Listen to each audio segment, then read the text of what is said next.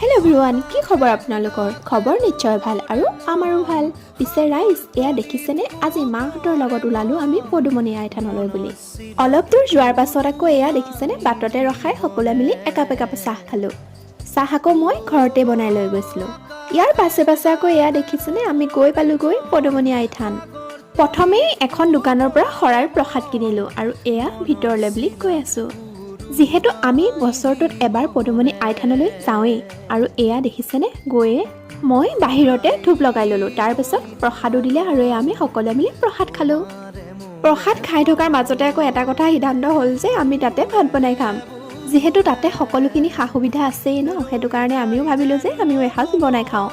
পিছে এনেকৈ থানলৈ গৈ কোনে কোনে ভাত বনাই খাই পাইছে কমেণ্ট কৰি জনাবচোন।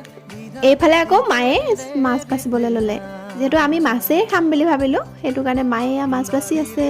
তাৰপিছত আমি খানাও বনাই ল'লোঁ আৰু ধুনীয়াকৈ তৃপ্তিৰে এসাঁজ খালোঁ।